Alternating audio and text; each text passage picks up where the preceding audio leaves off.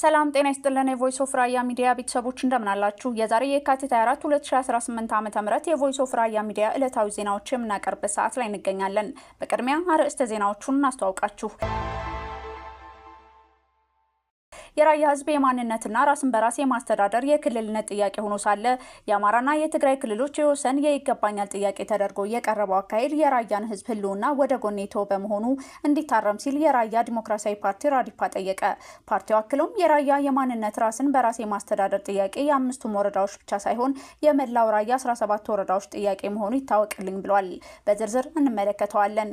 በተያያዘ ዜና የራያ ህዝብ ጥያቄ የማንነትና ራስን በራስ አስተዳደር ጥያቄ ነው ሲል የራያ የማንነትና ራስን በራስ የማስተዳደር ኮሚቴ ገለጸ። የራያ ህዝብ የብሔር ጭቆና ትግል መነሻ በመሆን ቀድሞ ለማንነቱ የታገለው የህዝብ ሆኖ ሳለ አሁን ግን የህገ መንግስቱ ትሩፋት ተጠቃሚ አልሆነም ሲል ገልጿል። ተጨማሪ ይዘናል። ጠቅላይ ሚኒስትር አብይ አህመድ የህወሓት አመራር ሰፊ ወታደራዊ ዝግጅት እያደረገ ነው ሲሉ ተናገሩ። አያይዘውም ከኤርትራ መንግስት ጥሩ ነገር ማግኘት የማይታሰብ ስለሆነ አቅም ካገኘ ሀገርን ከመበጥበጥ ወደ ኋላ አይልም በማለት ተደምጠዋል። በትንታኔ እንመለከተዋለን። የፌዴራል ከፍተኛ ፍርድ ቤት የምርጫ ቦርድ አወዛጋቢ ባላቸው የምርጫ ክልሎች እግድ ላይ በሚካሄደው ክርክር ጣልቃ ለመግባት የአማራ ብሔራዊ ንቅናቄ አብን ለፍርድ ቤቱ አቤቱታ ቀረበ። ስምረት ፓርቲ ኋላ ቀር ሲል የጠራው ቡድን የህወሓት ቡድን በመንግስት ስር የሚተዳደሩ ቤቶችንና ታሪካዊ ቅርሶችን በሐራጅ ለመሸጥ እየተንቀሳቀሰ ይገኛል በማለት ከሰሰ። እነዚህንና ሌሎች ዜናዎችን ይዘናል። እንድትከታተሉን በአክብሮት እንጋብዛለን። የራያ ህዝብ የማንነትና ራስን በራስ የማስተዳደር የክልልነት ጥያቄ ሆኖ ሳለ የአማራና የትግራይ ክልሎች የወሰን የይገባኛል ጥያቄ ተደርጎ የቀረበው አካሄድ የራያን ህዝብ ህልውና ወደ ጎን የተወ በመሆኑ እንዲታረም ሲል የራያ ዲሞክራሲያዊ ፓርቲ ራዲፓ ጠየቀ። ፓርቲው አክሎም የራያ የማንነትና ራስን በራስ የማስተዳደር ጥያቄ የአምስቱ ወረዳዎች ብቻ ሳይሆን የመላው ራያ 17 ወረዳዎች ጥያቄ መሆኑ ይታወቅልኝ ብሏል። የኢፌዴሪ ፌዴሬሽን ምክር ቤት ውሳኔ መሰረት ጥር 25 2018 ዓ.ም የተጻፈለትን ውሳኔ መሰረት በማድረግ የኢትዮጵያ ምርጫ ቦርድ የካቲት 16 2018 ዓ.ም ባወጣው መግለጫ የራያ ኮረም ኦፍላና የራያ አላማጣ ምርጫ ክልሎች ከትግራይ ክልል ወጥተው ቀጥታ ለፌዴራል ህዝብ ተወካዮች ምክር ቤት እንዲወዳደሩ መደረጉ የራያ ህዝብን ህገ መንግስታዊ ዲሞክራሲያዊ መብትን የሚያስከብር ብሎም ህገ መንግስታዊ ጥበቃ በተገቢ የተሰጠ ውሳኔ ነው ሲል ራዲፓ ፓርቲ ውሳኔው እንደሚደግፍ ገልጿል።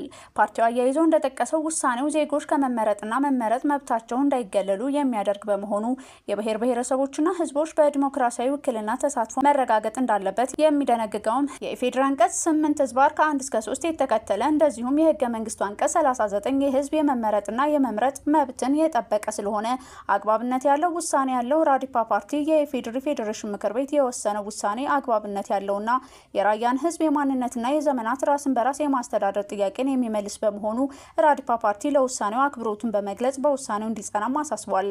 ይህ በእንዲህ እንዳለ ራዲፓ የተከበረው ምክር ቤት በክቡር ምክትል ጠቅላይ ሚኒስትር አደም ፋራህ የሚመራው ከፍተኛ የፌዴራል መንግስት አመራሮች ልኡካን በ2013 ዓ.ም ወደ ራያ ወረዳዎች በተለይም በራያ ዋጃ፣ በራያ አላማጣ፣ በራያ ኦፍላ ኮረም ሂደው ህዝቡን ሰብስበው ባወያዩ ጊዜ የነበረው የህዝብ ጥያቄ የማንነትና ራስን በራስ የማስተዳደር የክልልነት ጥያቄ እንደነበር የልኡካን ቡድኑ ለምክር ቤቱ ያቀረበው ሰነድ እንዳለ በመጥቀስ ከውይይቱ መልስም ራዲፓ ፓርቲ ጨምሮ ሌሎች ጉዳይ ይገባኛል ያሉ ባለድርሻ አካላትና የመንግስት ከፍተኛ አመራሮች ባሉበት ሪፖርቱ ቀርቦ ሰፊ ውይይትም እንደተደረገ አስታውቋል። በመሆኑም ያለው ራዲፓ እውነታው ይሁኑ ያለ ግን ጉዳዩ የአማራና የትግራይ ክልሎች የወሰን የይገባኛል ጥያቄ ተደርጎ የቀረበው አካሄድ የራያን ህዝብ ህልውና ወደ ጎን የተወና ባለቤቱ ያለ በአድማ መሬት ይመስል ሁለቱ ኃይሎች አለን የሚሉ ክልሎች ጉዳዩን ጠምዝዘው ባልሆነ መንገድ የሚያራምዱ ፖለቲከኞችና ኤሊቶች አጀንዳ ተቀብሎ መሄድና ማስተጋባት በህግ አግባብ ተቀባይነት የሌለው አካሄድ ስለሆነ የተከበረው ምክር ቤት ጥያቄውን የማንነትና ራስን በራስ አስተዳደር ጥያቄ ብሎ እንዲያርመው በአጽንኦት ራዲፓ ፓርቲ ጠይቋል። በመጨረሻም የራያ የማንነትና ራስን በራስ የማስተዳደር ጥያቄ የአምስቱ ወረዳዎች ብቻ ሳይሆን የመላው ራያ 17 ወረዳዎች ጥያቄ ስለሆነ አሁን በትግራይ ያሉት አምባላጀ ወረዳ ጨምሮ የጥያቄው ባለቤት መሆናቸውን ታውቆ በፌዴራል እንዲሆንልን ራዲፓ ፓርቲ በትህትና እንጠይቃለን በማለት ፓርቲው ዛሬ የካቲት 25 2018 ዓ.ም ባወጣው መግለጫ አሳውቋል። በተያያዘ ዜና የራያ ህዝብ ጥያቄ የማንነትና ራስን በራስ አስተዳደር ጥያቄ ነው ሲል የራያ የማንነትና ራስን በራስ የማስተዳደር ኮሚቴ ገለጸ።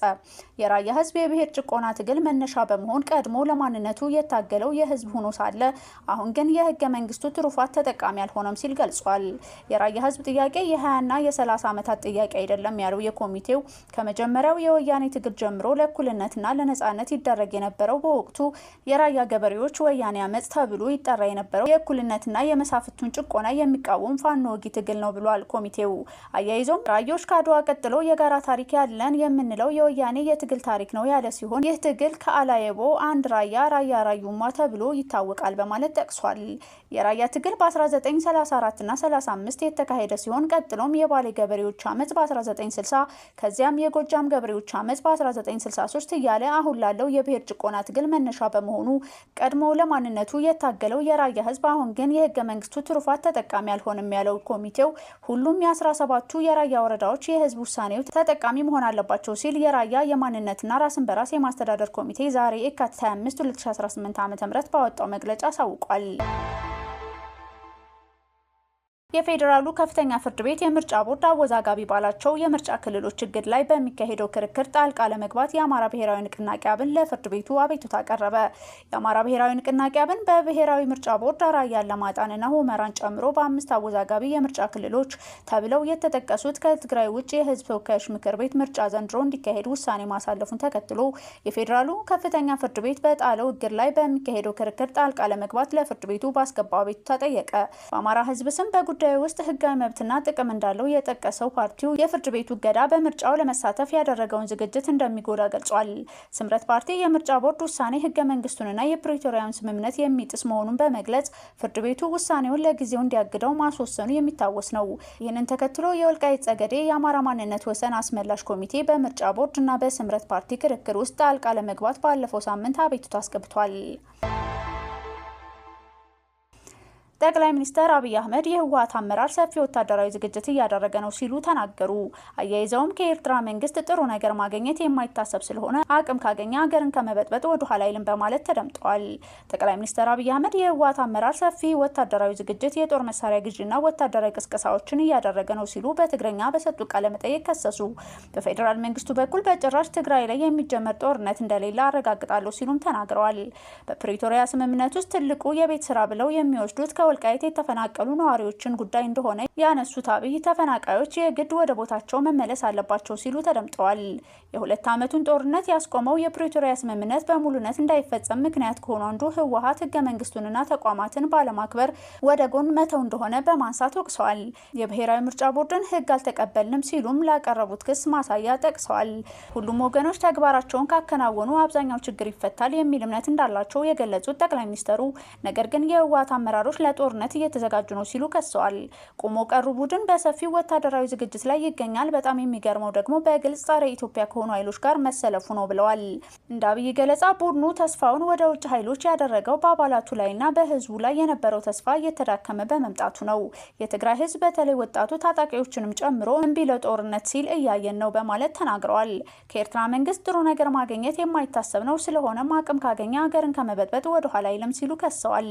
ይሁን እንጂ አሳምረን ስለምናውቀው ዳግም ህዝባችንን እንዲበድል እድል አንሰጠውም። ምናልባትም ከሞከረ ደግሞ የመጨረሻ ሙከራ ነው የሚሆነው ብዬ ነው የማምነው ሲሉ ማስጠንቀቂያ አዘል ምላሽ ሰጥተዋል። በመጨረሻም ስምረት ፓርቲ ኋላ ቀር ሲል የጠራውን የህወሓት ቡድን በመንግስት ስር የሚተዳደሩ ቤቶችንና ታሪካዊ ቅርሶችን በሐራጅ ለመሸጥ እየተንቀሳቀሰ ይገኛል በማለት ከሰሰ። ቡድኑ የመቀሌን ኤፍኤም ህንፃን፣ መነን ሆቴልን፣ ሜጋ ህትመትን፣ ትርንጎ ሆቴልን፣ የኦርኬስትራ ፖሊስና ሌሎች ሰፋፊ የመሬት ይዞታዎችን ሸሪኮች ለሆኑ ባለሀብቶች ግልጽነት በሌለው ሁኔታ በሐራጅ ለመሸጥ በመንቀሳቀስ ላይ ነው ያለው ፓርቲው የህዝብ ንብረቶች ለመግዛት ህጋዊ ባልሆነ ጨረታ ውስጥ የሚሳተፍ ባለሀብትና ሂደቱ የሚያቀላጥፍ ባንክ በህግ ይጠየቃል ሲል አስጠንቅቋል። ቡድኑ የካቲት ወር የመንግስት ሰራተኞች ደሞዝ እንዳይከፈል ማዘዙንና ከእያንዳንዱ የመንግስት ሰራተኛ ወርሃዊ ደሞዝ ቢያንስ 20% ለመቀነስ እንዳቀደ በመጥቀስም ስምረት ወቅሷል። የተወደዳችሁ የቮይስ ኦፍ ራያ ሚዲያ ቤተሰቦች የዛሬ የካቲት 25 2018 ዓ.ም የቮይስ ኦፍ ራያ ሚዲያ ዕለታዊ መረጃዎች የተከታተላችኋቸውን ይመስሉ ነበር። የተለያዩ ኪነ ጥበብ ጉዳዮችና ወቅታዊ መረጃዎችን እንዲደርሳችሁ ዩቲዩብ ቻናላችንን ሰብስክራይብ በማድረግ አብሮነታችሁን እንድታሳዩ እንጠይቃለን። ሰላም